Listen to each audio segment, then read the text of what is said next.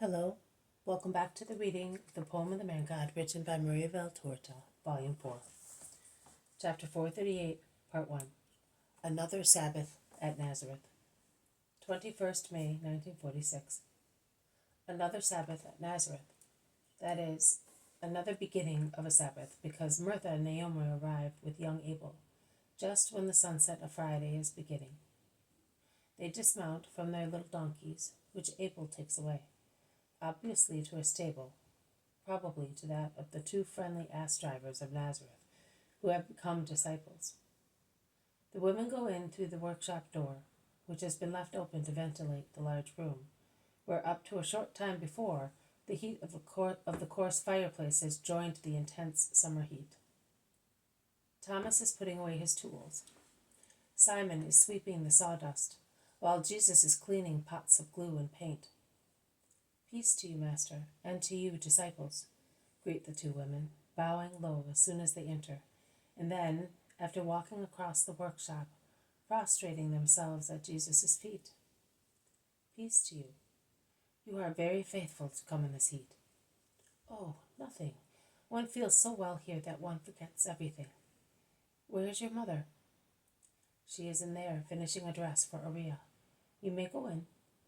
The two women walk away with their knapsacks, and one can hear their clear voices, which are rather deep, blend with the shrill, rather strident voice of Uriah, and with the silvery voice of Mary.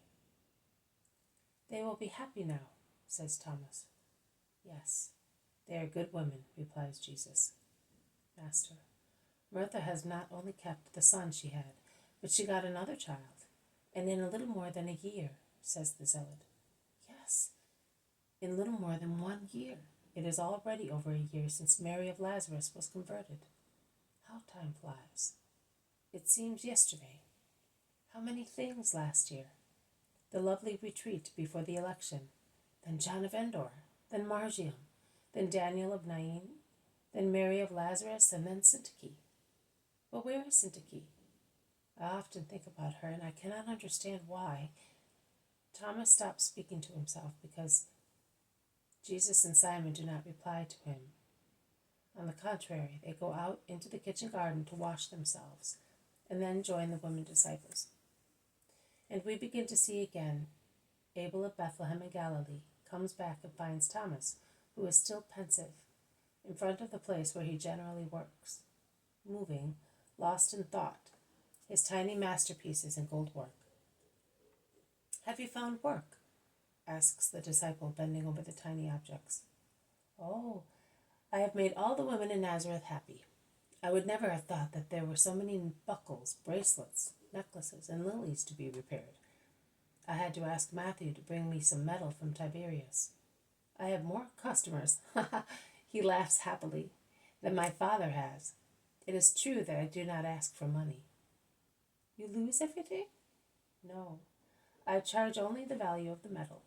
My work is a present." "You are generous." "No, I am wise. I am not idle. I set an example of industriousness and detachment from money, and I preach."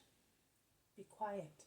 I think that I have preached more by doing so, without telling a parable, without saying a word in the synagogue, than I would have done if I had spoke incessantly.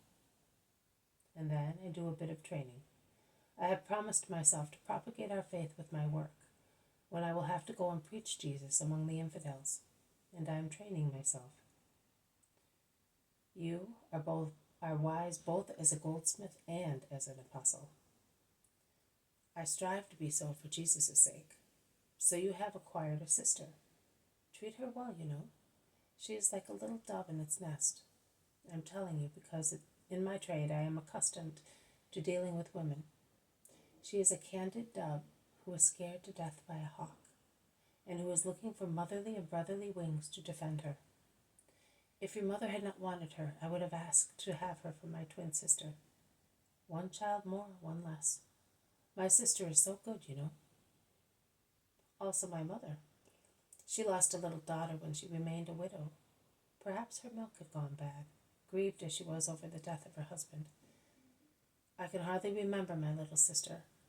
and perhaps I would not remember her at all if my mother did not mourn her death so often, and if every poor girl in Bethlehem were not entitled to some food and clothing in our house in memory of the dead baby. But as I was brought up in the company of my mother only, I have ended up by loving little girls very much myself. I realize that this one is not a little girl, but I will consider her as such because of her heart, if she is as my mother, Naomi, and you say. You can be sure. Let us go into the other room. In the other room, that is, in the dining room, are the women, Jesus, and the zealot. And Martha, who came full of hope, is winning over Uriah by fitting for her a linen dress which she made for the girl.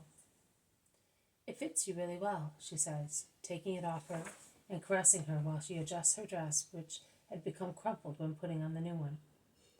It really fits well, and everything will be all right. You will see, my dear daughter. Oh, here is my Abel. Come here, son. Here is Uriah.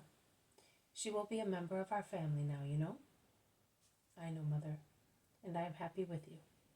He looks at the girl, he studies her.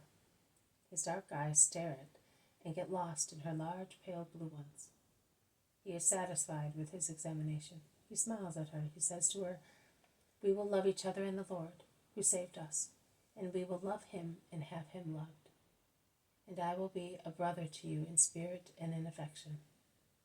I promise it in the presence of the Master and of my mother. And with a beautiful, limpid smile of a pure youth, well advanced in high spirituality, he holds out his strong, tanned hand to her. Uriah hesitates, and then, blushing, she puts her left hand into the right hand offered to her and says, we will do that in the Lord.